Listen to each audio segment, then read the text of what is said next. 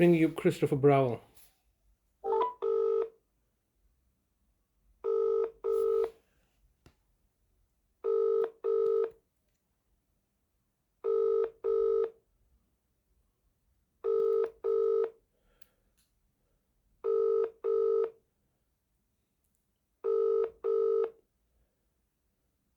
This is the Vodafone voicemail service for 07769247196.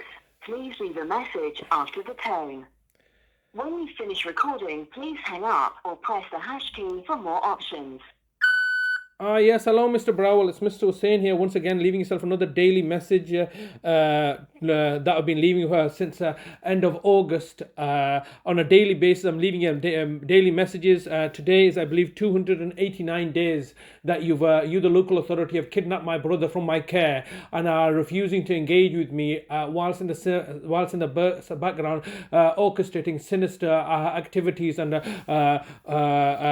plotting and planning in your efforts to further destabilize me. Now, it's been 289 days and I've been leaving you daily messages, and this act of cowardice of refusing to speak to me whilst at the same time holding my brother hostage in this manner is completely unsubstantiated on your part. I've simply asked you what legal framework you've used to take my brother in the manner that you have done so, and you continue to refuse to engage with me or tell me some basic information, yet you've taken my brother now for a period of 289 days without any legal framework in place, whilst at the same time working very closely with the courts, with the police, with the courts, with the judges, with everybody else in order to achieve your objectives. You've had him for 289 days. Both me and my sister have not seen him, and we just simply want to ask, as you can see, I'm sending you daily messages to both you and everybody else at the council, that what legal framework have you used?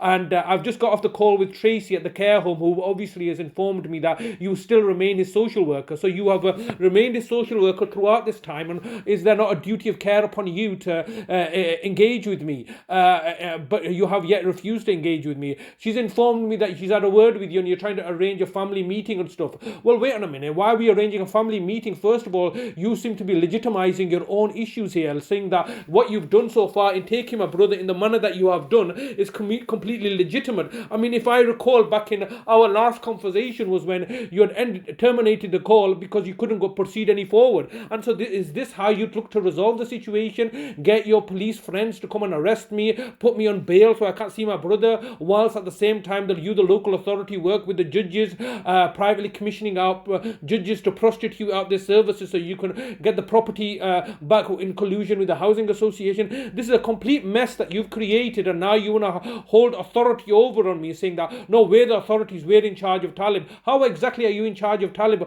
Where was the mental capacity assessment beforehand? You've utilized the court proceedings, you've utilized the housing associations court proceedings you had privately commissioned in order to get a capacity assessment that you were desperately needing to carry out so you can justify your actions. But I still fail to understand what legal framework you've used to take my brother in the manner that you have done, other than lies and deceptions. You know, my brother would never ever willingly go with yourself. He's told you on numerous occasions to do one, and yet here we are. You've taken my brother for over 289 days. No doubt the only thing that's going to change now is going to be my brother's fatality, as you have done in my mother's case, and yet you're refusing to engage with me. I've just had a word with Tracy, who's obviously on the take. She's obviously on your commission services, who's slamming the phone upon me and refusing to engage with me or treat me with the dignity and respect that I would deserve. Who's paying for the care support? Is it coming out of the money that you've accumulated? Are you dissipating my brother's finances so you can better profiteer and plunder and profiteer while claiming to put my brother in the independent care home, which you effectively own and operate and run because of your close relationships with this care home? My brother's not agreed to any of this stuff, and I'm urging you to get in touch with me rather than avoiding me as you have been doing so, looking to arrange meetings. Here you are once again in your fairy tale land, arranging meetings, pretending to do your job properly. The first thing you need to explain to me is what legal framework you've used to take my brother in the manner that you have done so. I've previously quite clearly articulated to yourself what the consequences were going to be. Do you think I didn't know what you were going to do, that you were going to take the care home? You knew you were going to take the care home. You've been desperately trying to remove the care home so you could look to take charge of the situation.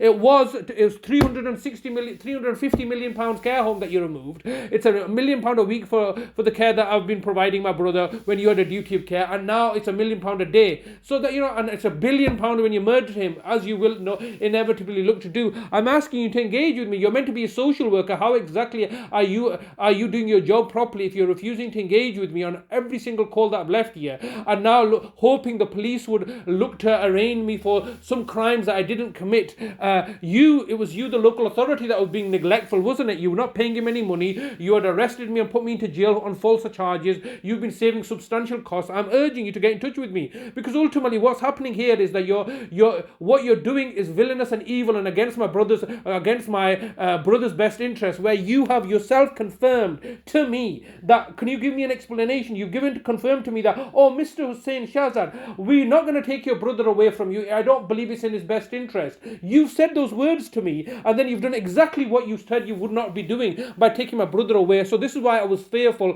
of you taking these actions. Now the situation is becoming obviously untenable on your part, because it's been over 9 months, 289 days that you've got my brother in the manner that you have done so, without any legal framework in place. I'm leaving you daily messages every day to contact me, and you're refusing to engage with me. Why is that? Why are you not refusing to simply tell me what legal framework you've used? Because there is no legal framework, is there? There's just pure gangsterism. You're 15 seconds recording time remaining. It's just pure gangsterism, isn't it, Mr. Browell? All right, this is, you do as you please. You're above the law. You can all collude and conspire with the police and the judges and the courts and the high court justices, all colluding and conspiring to commit villainy and tyranny, and then claim to be a city of culture, benevolent and egalitarian, when the reality is you are anything but. You are. Sorry, your recording time has expired. To leave your message, press 1. To review message sent.